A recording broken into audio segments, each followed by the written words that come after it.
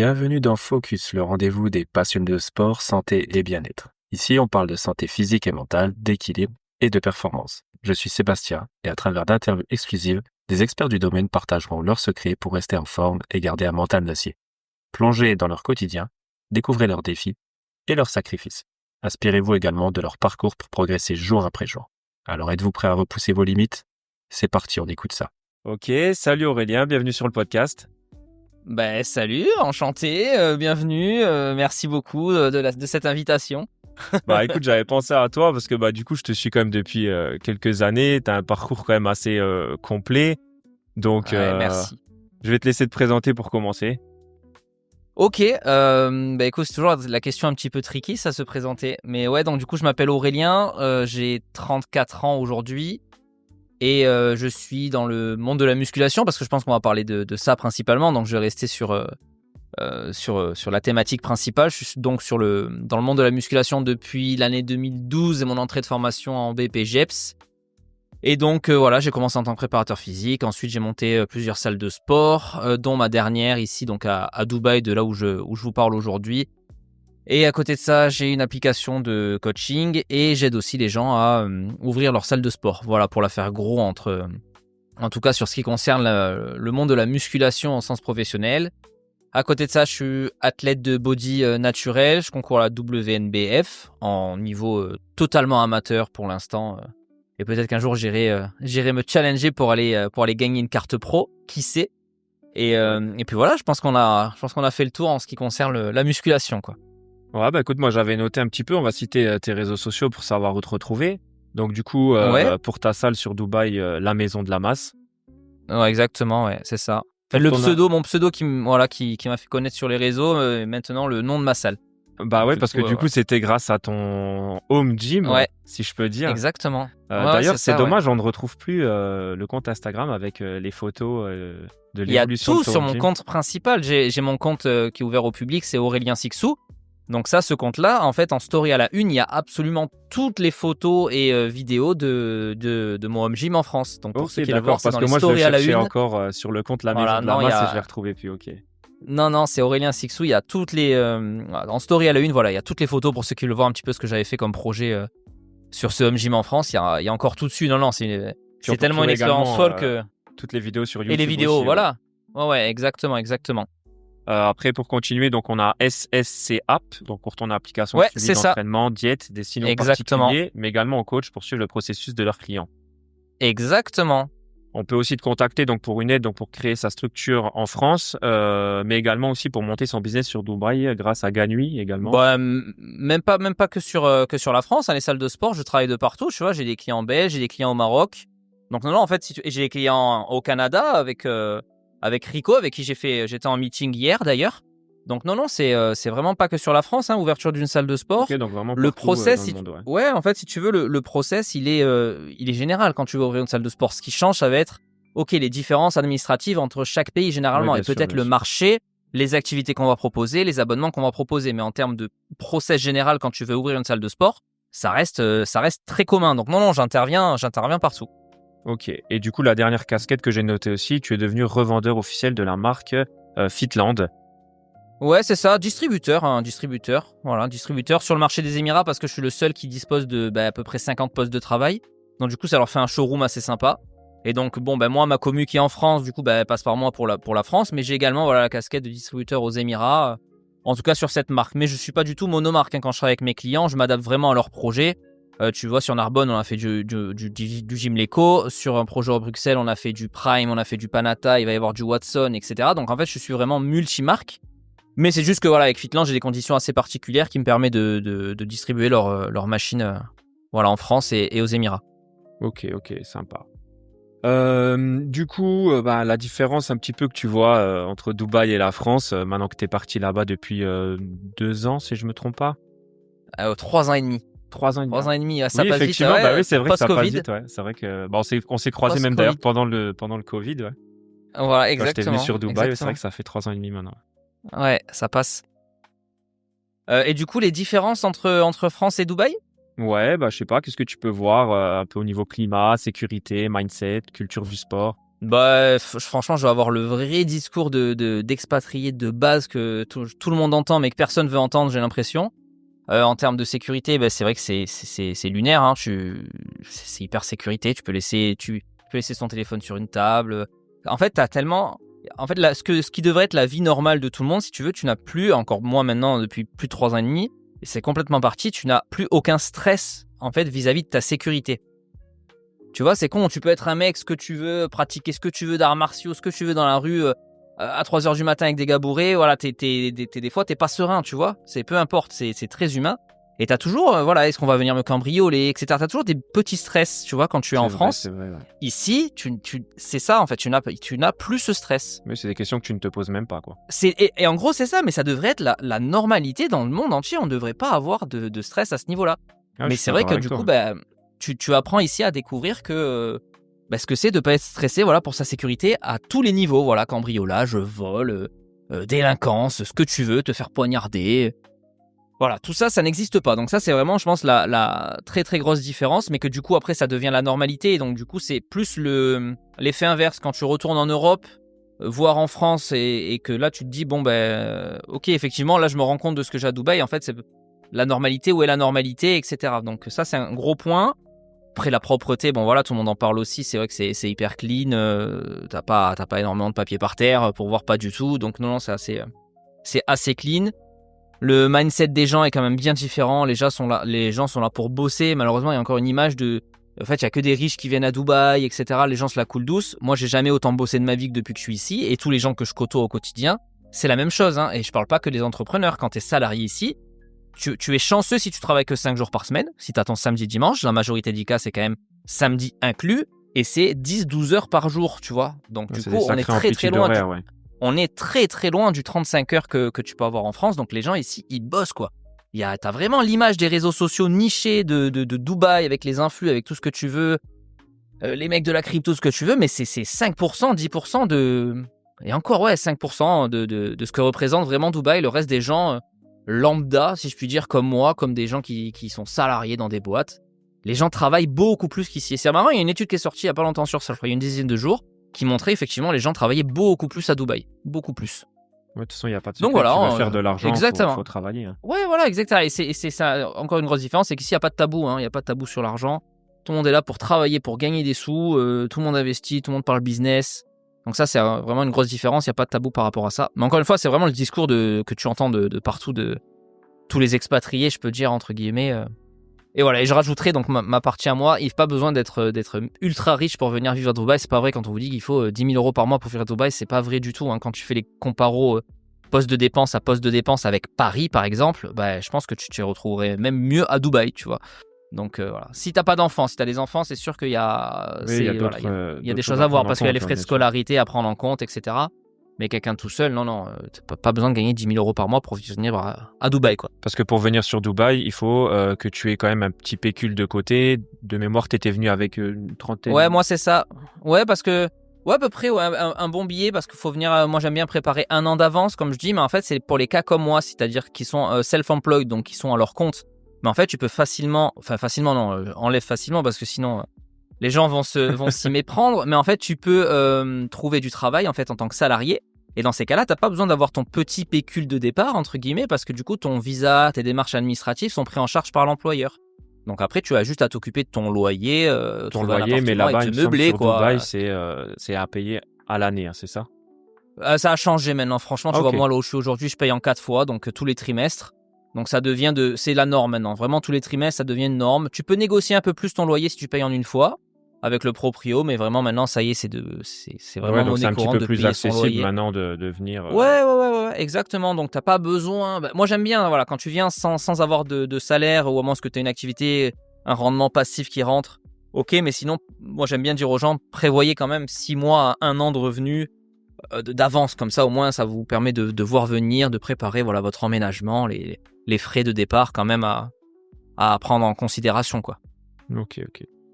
Donc du coup j'avais noté aussi vraiment la thématique un peu du podcast. Donc t'es coach entrepreneur, mais t'as aussi traversé quand même une blessure qui était assez importante.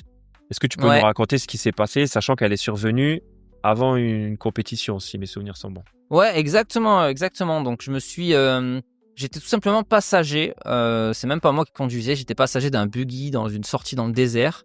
Et la personne a fait vraiment n'importe quoi. On a échappé à l'accident 3 fois. Et ben, la 4e, c'était la bonne. Et donc, on s'est retourné sur mon côté, donc côté droit. Et du coup, j'ai pris le choc plein fer de l'épaule. Et donc, j'ai eu luxation complète de l'épaule avec fracture de la tête humérale, le labrum, etc. Donc, ouais, une grosse blessure.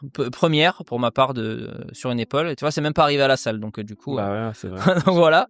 Et donc effectivement, on était à 5 mois de WNBF Dubaï que je devais faire et que je préparais depuis on va dire même 1 an et demi à peu près.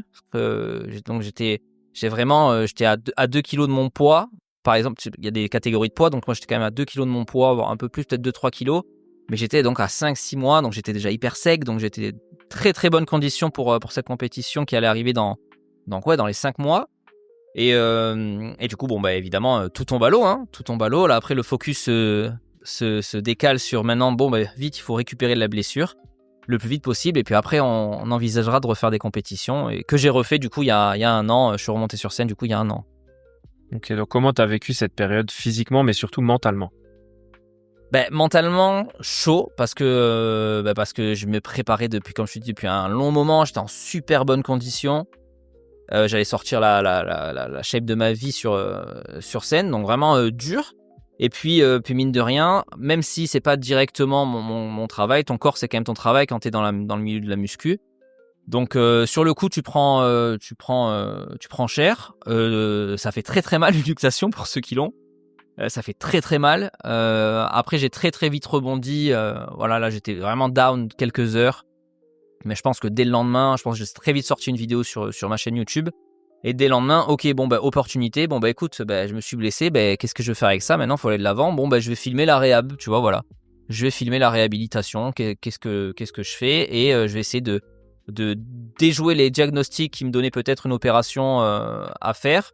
Et je vais essayer de tout faire pour l'éviter et de récupérer ensuite le plus vite possible. Et puis après, de récupérer la masse musculaire perdue le plus vite possible et revenir dans une condition acceptable le plus vite possible. Donc en fait, ça s'est vite transformé sur un challenge, tu vois, mentalement. Et après, physiquement, très très dur. Franchement, les premiers jours, je me rappelle plus parce que maintenant, ça fait quand même plus de 2 ans exactement comme les délais, mais les premiers jours, tu dors pas beaucoup parce que tu peux pas t'allonger. Avec la luxation, ça fait très très mal. Donc très très dur en termes de sommeil les premiers temps. C'est là que tu vois que le corps c'est fou, hein. Tu vois, c'était ma première. Alors moi je suis né avec une malformation au pied, mais bon j'étais vraiment gamin. On m'a opéré, j'avais 6 ans, donc j'ai plus trop de souvenirs, tu vois, de l'immobilisation complète, de ce que ça fait après. Mais là l'épaule vraiment après donc 4 semaines d'immobilisation totale jusqu'au rendez-vous chez le chirurgien pour voir s'il fallait que je m'opère et tout. En 4 semaines, je ne pouvais plus bouger le bras, l'atrophie était folle. Donc c'est là que tu vois que le corps humain, c'est fou, hein. On est fait pour bouger, quoi. On est vraiment fait pour bouger. Dès que tu bouges pas, les tissus se barrent. Donc du coup, il faut bouger. Donc voilà un petit peu pour l'aspect physique, en tout cas, au début de la blessure. Du coup, quelles ont été les étapes de ta rééducation? Du coup, première étape, ça a été déjà de remettre l'épaule. Donc le day one, hein, directement. Je suis allé à l'hôpital, ils m'ont remis l'épaule. Ensuite, ça a été je crois qu'il y avait 24 heures ou 48 heures d'attente pour enlever un petit peu d'inflammation pour que l'imagerie médicale soit plus claire. De mémoire, c'était ça. Donc ensuite, il y a été donc radio, voir ce qu'il y avait. Ensuite, rendez-vous avec le chirurgien. Donc ok, bon ben voilà, tête humérale fracturée, etc., etc. Donc 4 semaines d'immobilisation complète. Donc pas le droit de rien faire en 4 semaines. Et après les 4 semaines, du coup, c'était rendez-vous du coup avec le chirurgien une nouvelle fois pour voir s'il fallait opérer. Si la fracture s'était résorbée et ensuite si c'était good entamer la rééducation, quoi. Donc en 4 semaines j'ai réussi à résorber la fracture. Enfin moi, avec les actions que j'ai mis en place, etc. ont aidé, mais en tout cas voilà, en 4 semaines j'ai eu l'aval du médecin pour ok, voilà, la chirurgie c'est up to you. Et on en avait parlé avec Gunjil du coup que voilà, en gros si j'étais athlète de haut niveau, la question elle se serait même pas posée, je me serais fait opérer direct et j'aurais entamé un long process de récupération, mais ça aurait été fait là. Moi je suis pas sportif pro, donc voilà, donc j'ai décidé de ne pas me faire opérer.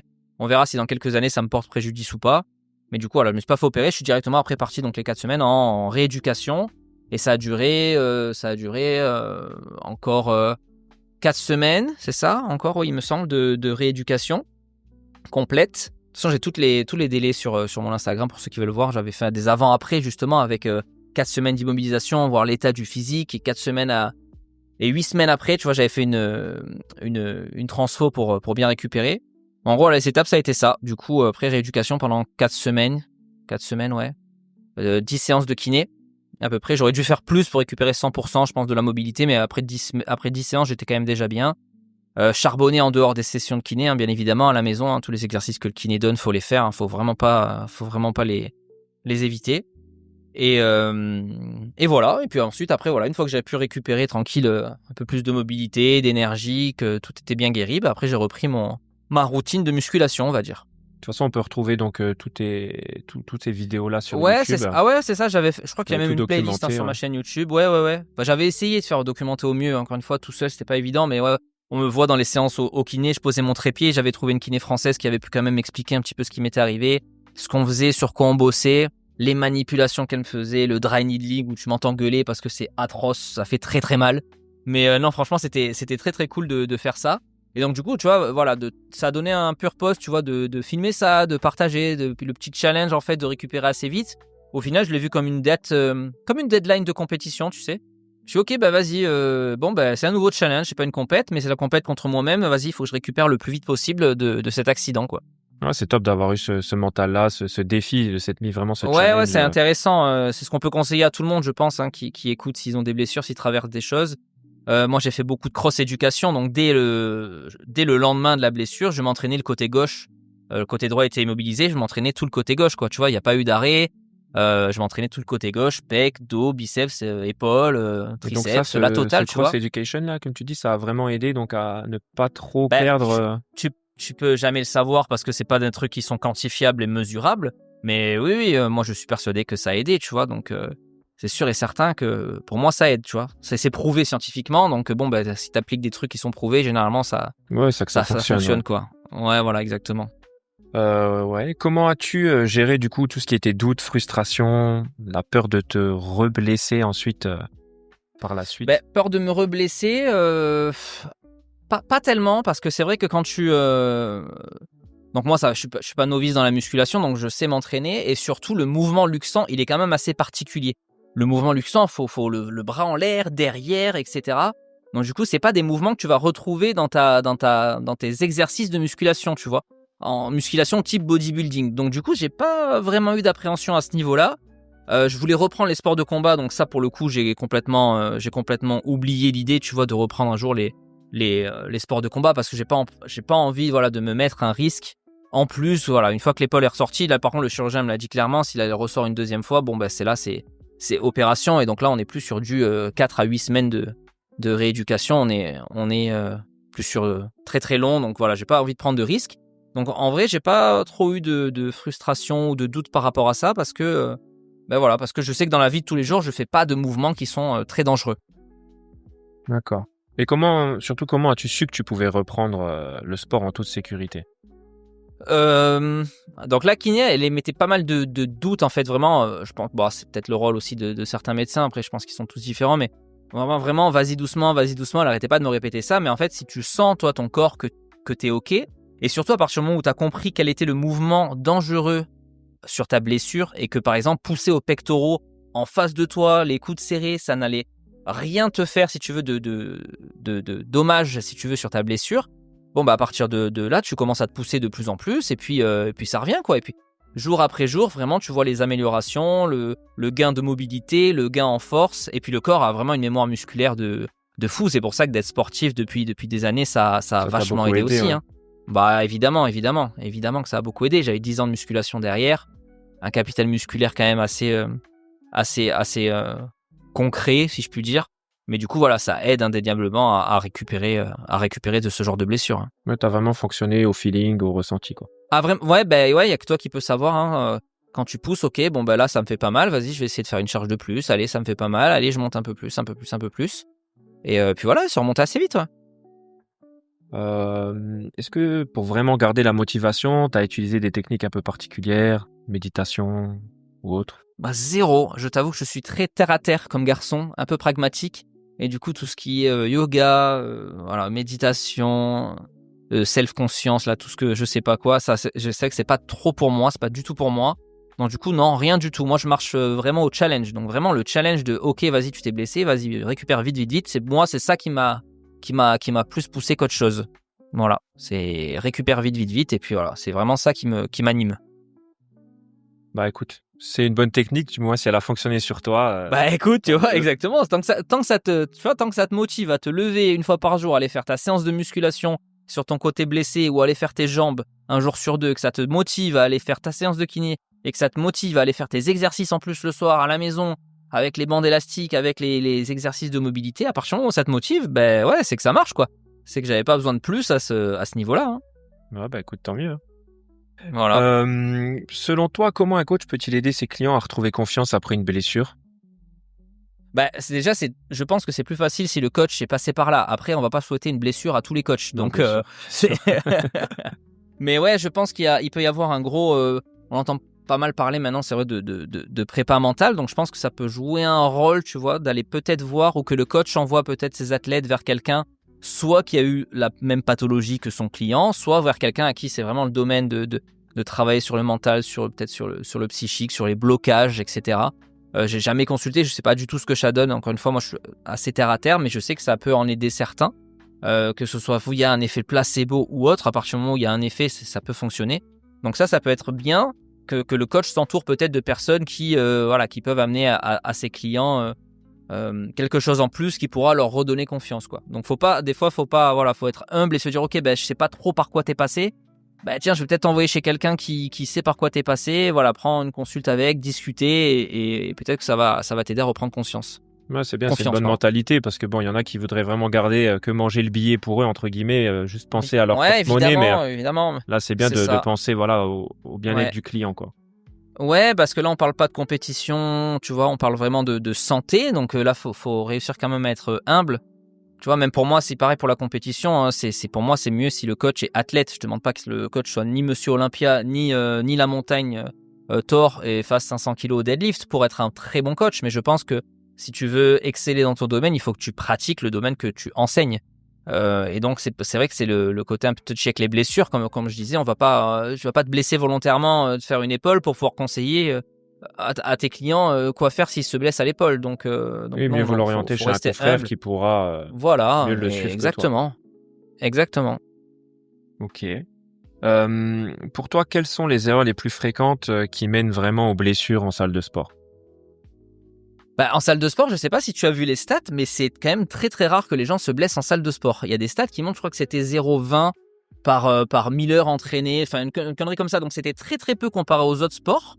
Donc ce qui pourrait vraiment amener des blessures, je pense que c'est une charge trop élevée sur une mauvaise technique ou sur une articulation pas adaptée.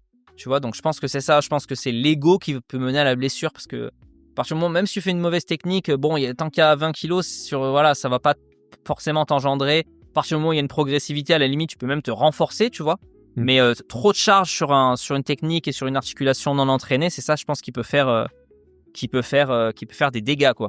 Ouais, Et c'est c'est ce qu'on qu'on voit en voit sur les CrossFit. réseaux Hein. un petit peu ces derniers temps là, le gars qui s'est tué le pec au développé couché ou alors Ouais, le biceps mais tu vois, mais là, au tu vois, on rentre encore dans un autre domaine qui est les produits. Et à partir du moment où tu prends des produits, c'est vrai que tu ne ressens plus ta limite que ton corps t'impose en termes de force et en termes finalement de résistance de tes articulations et de tes muscles. Et donc, je pense que en fait, tu n'as plus conscience que là, tu vas au-delà de tes capacités, tu vois. Un athlète naturel, je vois pas comment il peut se déchirer un pec, quoi. Faudrait vraiment y aller, quoi. Donc, je vois pas comment, tu vois. Donc là, c'est encore un autre domaine. Ok. Pour toi, donc, quel type d'exercice recommandes-tu pour renforcer les articulations, s'il y en a, du moins? Hop, la muscu, hein. Franchement, pour moi, et général? c'est tout, c'est la muscu. Bah, c'est la muscu en général, hein. Plus tu vas donner une contrainte à tes articulations, plus elles vont se renforcer. Donc pour moi, c'est surcharge progressive au fil du temps et du poids. Pas que du lourd, bien sûr, faut varier avec du léger pour pouvoir récupérer entre des séances de lourd, etc. Mais je pense que pour les articulations, pour la santé, il n'y a pas meilleur que de la musculation au sens large, si tu veux, du terme, pour prévenir de toutes les blessures, quoi. Le corps s'adapte vraiment après chaque entraînement, Ah, si bien je puis sûr. dire, quoi. Ouais, exactement. Ouais.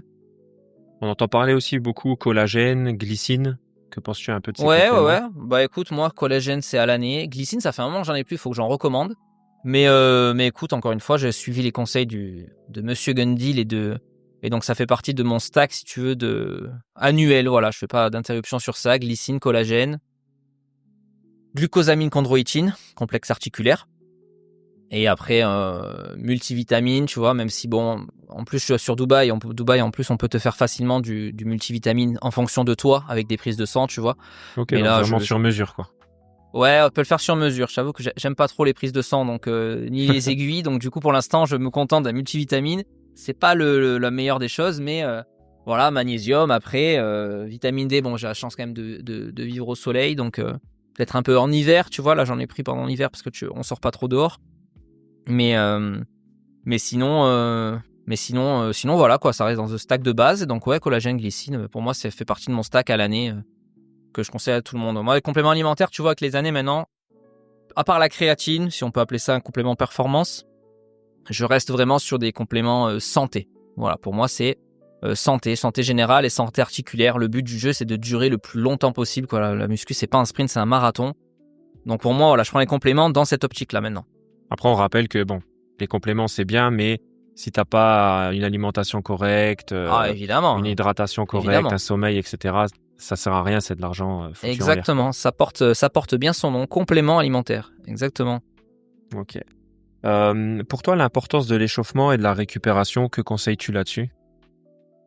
Bah écoute, c'est vrai que je suis pas l'élève modèle de l'échauffement. Moi, c'est vrai que l'échauffement, c'est petite mobilité articulaire, coiffe de rotateur élastique et gamme montante sur le premier exercice, très très bonne gamme montante. Mais c'est vrai que je suis pas le rôle modèle sur l'échauffement. Mais T'as pas de routine il me semble particulière là-dessus, quoi. non, il y a une très bonne routine encore une fois dans un des livres de Delavier, je crois dans la méthode 2, tu vois, avec 2 haltères où tu échauffes vraiment tout. Tu vois, tu fais du rowing, tu fais du biceps, tu fais de l'extension triceps, un peu Exact, d'épaule, je arrière l'utilise de d'épaule. temps en temps, ouais. Ben, tu vois, là, je l'ai fait avec Anton la semaine dernière parce qu'on a filmé une vidéo et c'est une très très bonne routine. Et voilà, pour moi, ça peut Ouais, ça peut permet de peut-être. chauffer un petit peu tout le Ouais, ça le haut permet de du chauffer un corps, peu ouais. tout. Selon quand je suis en période, tu vois, off-saison, j'ai du mal à m'y mettre, mais normalement, j'aime bien faire des abdos. Et donc, abdos en début de séance aussi, ça te permet quand même de chauffer l'intégralité de ton corps, tu vois, de Mhm. faire des séries d'abdos avant la séance. Donc, ça peut être intéressant aussi. Mais c'est vrai qu'à part ça, je suis pas, voilà, je perds pas une demi-heure sur mon échauffement. Peut-être à tort, on verra dans 10 ans si mon corps me rappelle à l'ordre. Mais c'est vrai que pour l'instant, je suis pas un gourou de l'échauffement.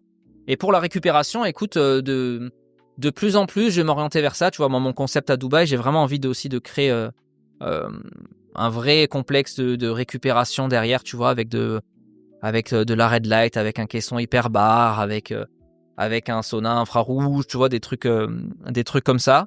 Bottes de pressothérapie, là, que j'ai pris pour la salle aussi, tu vois. Donc, ce genre de petites techniques pour la récupération. Ok, c'est intéressant. Voilà.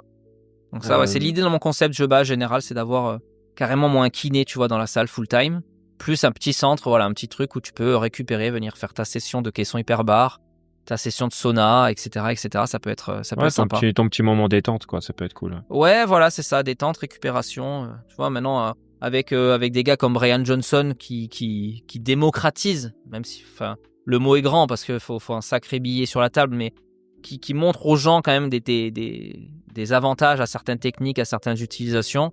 Je pense que ça va devenir de plus en plus abordable, je pense, au commun des mortels, tu vois. Comme avec les caissons hyperbares maintenant que tu peux trouver gonflables, qui sont quand même bien moins chers que les pièces dédiées, etc. Donc, à force de suivre ce genre de gars, ça va nous permettre d'orienter un petit peu mieux notre récupération et notre anti-vieillissement en général, je pense. Oui, parce que la musculation, c'est important, mais derrière, si t'as pas le repos nécessaire aussi, c'est Ouais, pas exactement. bénéfique à 100%, quoi. Exactement. Et tout l'intérêt d'avoir un bon coach et une bonne planification d'entraînement, tu vois. Bien jongler entre les séances d'entraînement lourdes et intenses, les séances de récup, mais qui toujours te permettent d'entraîner un muscle, etc. Donc, c'est voilà, tout l'avantage d'une bonne planif. Exact.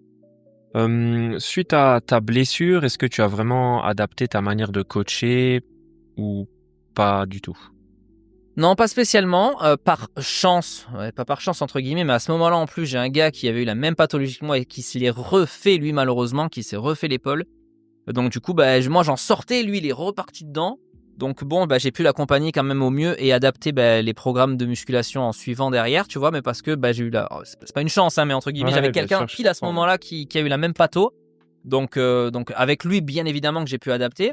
Mais sinon, vu qu'encore une fois, ma blessure n'était pas du tout liée avec ma pratique sportive ou autre, non, j'ai pas plus orienté que ça ma façon de coacher, ouais. Ok. Quel conseil donnerais-tu à un entrepreneur du sport, du moins qui traverse une période difficile, que ce soit une blessure comme tu as eu, ou alors un échec, des doutes, parce que je pense que tu as dû quand même en avoir lors de l'ouverture de ta structure sur Dubaï. Ouais, t'en as toujours, hein, ça. Malheureusement, c'est la dure vie d'entrepreneur, c'est que t'as toujours des doutes. Donc, et tu vois, t'as toujours des doutes. Tu vois, moi, en France, donc ça marchait très très bien jusqu'au Covid, qui était un truc imprévisible au possible, mais j'avais toujours un doute en tête de demain, tout peut s'arrêter. Et tu vois, d'avoir toujours ce doute en tête de demain, tout peut s'arrêter, m'a fait mettre tous les mois pas mal d'argent de côté, qui m'a permis quand même de m'expatrier, de rebondir, de créer quelque chose. Donc, tu vois, mine de rien, dans toute ta vie d'entrepreneur, je pense que t'as quand même des doutes et il faut s'en servir à bon escient pour faire quelque chose avec, se prémunir ou autre, tu vois. Et si mes doutes avaient été encore plus gros, j'aurais pu dupliquer peut-être, enfin pas dupliquer, mais j'aurais pu diversifier mes activités, tu vois, à ce moment-là. Donc le doute, c'est toujours peut-être un bon allié à avoir, je dirais. Et la meilleure des choses à faire, faut vivre avec, passer à travers. Donc des doutes, on aura toujours, tu vois, quand t'es entrepreneur. Et ça fait partie du jeu, quoi, malheureusement. Donc il n'y a pas de recette miracle. Il faut vivre avec et essayer de canaliser ses émotions, si je puis dire. Moi, tu vois, j'en ai tous les jours. Là, ce que j'ai fait à Dubaï, je suis parti de zéro, j'ai tout refait. J'ai dû trouver dans un nouveau pays les façons, l'administratif, le local, les façons, retrouver de l'argent, etc. Donc c'était vraiment un gros parcours du combattant. Mais en fait, il y a la chose universelle, c'est si tu lâches pas, en fait. Hein, si tu lâches pas, tu vas arriver à ce que tu veux. Donc voilà, moi, tu vois, j'ai pas lâché. Donc aujourd'hui, ça a payé. Donc maintenant, j'ai la salle. Maintenant, il faut la faire tourner fort, etc. Et puis après, on va de l'avant sur les autres objectifs. Donc, le meilleur conseil, c'est voilà, il y aura toujours des doutes, faut vivre avec. Et surtout, faut pas lâcher, quoi. Il faut pas lâcher, c'est tout. Rien de penser, ne pas penser que tout est acquis. Ah ouais, voilà, exactement, ouais, exactement. Ok. Un petit conseil clé pour une personne qui traverse une blessure actuellement, que toi, tu pourrais lui donner un petit... Ça va rejoindre carrément l'entrepreneuriat et ce que je disais auparavant, c'est pas lâcher déjà et peut-être le voir comme un challenge. Ok, je me suis blessé, allez, je vais être plus fort que la blessure et je vais revenir plus fort que avant la blessure, tu vois. Si je prends mon exemple perso, ma scène que j'ai faite, j'ai tiré le meilleur physique de ma vie sur scène alors que je m'étais fait l'épaule et que j'ai fait une prépa qu'en 12 semaines, tu vois. Alors que j'avais pas pu m'entraîner concrètement pendant un long moment après la blessure. Donc je pense que c'est la meilleure revanche, meilleure victoire sur la blessure, ça a été ça. Et donc ouais, c'est ça, ne pas lâcher, hein, tout simplement, et voir plutôt ça comme un challenge, plutôt comme une adversité. Non, passer au-dessus, voilà. Essayer de trouver le positif dans le négatif, comme on dit. Ça fait un peu phrase bateau, mais c'est la réalité. Trouvez quelque chose qui vous motive et accrochez-vous à ça. Donc vraiment se challenger, quoi, ne pas lâcher. Ouais, pour moi, ça marche bien. Le côté challenge marche bien. Ouais. Un exercice simple que tout le monde peut faire un petit peu pour prendre soin de son corps. La musculation. Bon, c'est l'exercice simple. Aller à la salle de sport, minimum 3 fois par semaine. Travailler en full body pour être sûr d'avoir tous vos muscles travaillés au moins 2 fois par semaine, ce serait bien, tu vois. Mais non, il n'y a pas d'exercice, c'est la musculation, faites de la musculation. De toute façon, c'est vrai que c'est assez complet pour le corps, que ce soit pour le bien-être mental, physique, côté santé aussi, ce que je parlais dans mon ancien podcast. Les bénéfices sont vraiment énormes. La muscu, c'est la vie. La muscu, c'est la vie. Voilà. On retiendra cette phrase. Exactement. Une petite citation, une phrase motivante qui t'a aidé pendant ta récupération. Putain, je vais te décevoir. Alors, j'ai rien du tout. Non, rien du tout. J'ai rien du tout. En plus, j'aurais pu bosser. Mais non, j'ai pas du tout de phrase de motivation. Toi, c'était vraiment remonter sur scène, retrouver le physique que t'avais avant, quoi. Ouais, voire mieux. Première étape, ça a quand même vraiment été de vite. Je risque de me faire opérer. Il faut que je mette tout en place pour pas me faire opérer. Donc, tu vois, cross-éducation, augmentation des calories pour assurer d'avoir tous les apports. J'ai blindé en complément alimentaire, même si potentiellement ça servait à rien. Et non, et je bossais, les exercices vite, faut pas se faire opérer. Ouais, t'as vraiment essayé de mettre toutes les chances de ton côté. Ouais, voilà, exactement. Ça payé ou pas, je sais pas si ça a joué directement. Mais voilà, en tout cas, c'était mon Moi, principal comme ça, t'avais pas de objectif, regret, quoi. c'est Tu ça. t'es dit, je mets Ah ouais, là, tout ce que je peux j'aurais pas faire. pu faire plus, ouais, exactement. Ouais, ouais, j'aurais pas pu faire plus. Ok, bah tant mieux. Bah, et puis du coup, ça a bien fonctionné. T'es là, t'as repris un physique et Exactement. t'as refait une Exactement. compétition, donc nickel, quoi. Voilà, exactement. Ok, donc là, on va passer à des petites questions assez rapides. Si t'arrives à répondre du tac au tac. Oula, vas-y. Selon toi, quelle est la meilleure source de protéines? Collagène. Ouais. Ok. Écoute, ça va être la future tendance, je pense. Donc, protéines de collagène. Ok. Le meilleur exercice polyarticulaire.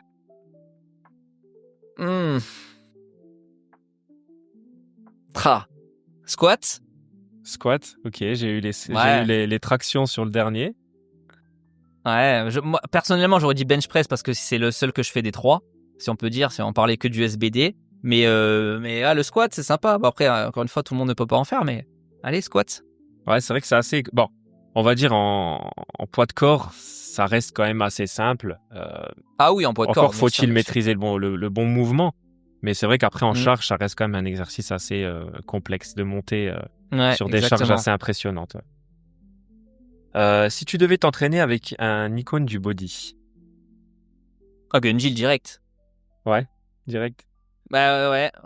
Je suis pas suceur de Gundy là, tu vois ce que je veux dire, mais non, bien sûr. ce Bah mec, après, si c'est quelqu'un que le mec a 40 ans, le mec passe sa vie dans les papiers d'études, passe sa vie à tester des trucs. Bien sûr que c'est avec, je pense que c'est avec lui que j'aimerais m'entraîner pour optimiser mon entraînement, tu vois. Ouais, j'ai déjà écouté des podcasts qu'il a fait avec Biomécanique Ouais. pour le citer. C'est vrai que ouais, c'est un gars impressionnant. Ouais, non, je pense que ouais, avec lui. Ok, avec un personnage de fiction. Dragon Ball, Sangoku. Le physique, putain, incroyable. Ah bah, c'est clair. Est-ce que tu as un style particulier de musique quand tu t'entraînes? Non, ça va de la house minimale, deep house, ce genre de choses, à la drum and bass, au rap français, au rap US et à la musique classique.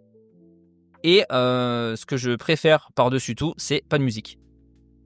Voilà. C'est fou, 80% de mes entraînements, il n'y a pas de musique. Ouais. Et t'arrives à rester vraiment focus, quoi.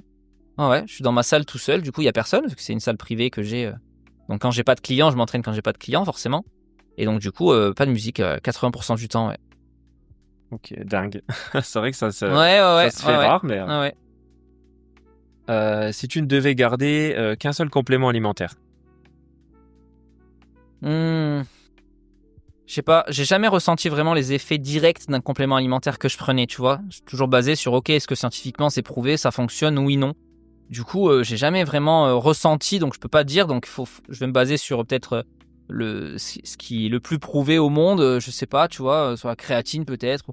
Non, je dirais le collagène, tu vois, un complexe articulaire. Le plus prouvé scientifiquement des complexes articulaires. Voilà. Okay. C'est vrai qu'après la créatine, bon, à partir d'un certain âge, on en produit moins. Ouais, donc ça peut être intéressant d'en prendre. Moi, je fais partie des gens qui ne ressentent aucun effet dessus, tu vois. Moi, je à suis peu pareil, près 30-35. Voilà, moi, que j'en prenne ou j'en prenne pas, je ressens pas les effets. Je la prends à l'année parce que c'est prouvé, c'est le complément le plus étudié dans le monde que ça fonctionne. En plus de ça, moi, je suis végétarien, tu vois. Donc, du coup, je mange pas de viande, donc peut-être que je manque de créatine. Donc, mais sinon, je ressens pas du tout les effets. Donc, non, je dirais, voilà, un complément articulaire, celui le plus prouvé scientifiquement efficace. Ok. Si tu devais donner un seul conseil bien-être qui va vraiment au-delà du sport, ce serait quoi? C'est pas des questions rapides. Écoute, dans le dernier, on m'a dit aimez-vous. C'était vraiment le conseil qui va au-delà du sport parce que c'est vrai qu'ils voyaient beaucoup de clients qui avaient du mal avec leur image ou. Non, c'est quoi? Reformule la question. C'est quoi ta question exactement? C'était si tu devais donner un seul conseil bien-être qui va vraiment au-delà du sport. Ouais, bien-être. Non, bah tu vois, bien-être, ça peut être au sens général, mais d'être de donner aux gens, tu vois, donner aux gens pour recevoir peut-être en retour, tu vois. Je sais pas si c'est trop un bien-être général, mais non, mais après, au-delà du sport. Vu que tu m'as dit au-delà du sport, ouais, tu bien vois, sûr, donc au-delà du sport. Hein. Mais je suis entièrement d'accord vraiment... avec toi. C'est vrai que le positif attire le positif pour moi. Écoute, voilà, donc je suis pas croyant du tout ni à tout ça, mais voilà, Non, moi non plus, je suis pas voilà, spécialement donner, croyant, mais c'est vrai voilà. que quand tu donnes, que ce soit pas spécialement de l'argent ou du matériel, mais rien que Non, du temps. donner, voilà, du Tu vois, temps, moi tu je vois, suis j'ai offert des coachings, j'ai offert des transfos physiques aux gens, j'offre des accès à la salle de sport, tu vois.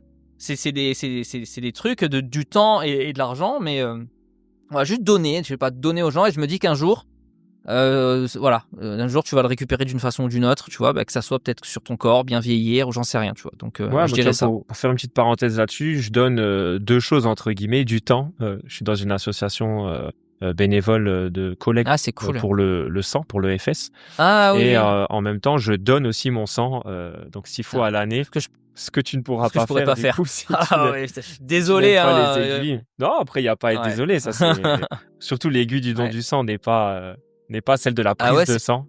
C'est c'est pire. ouais, c'est quand même plus gros. Ah ouais, Après, non, je t'avoue que tu la sens désolé. pas du tout, tu sais, les aiguilles, c'est tellement bien aiguisé que bon, voilà.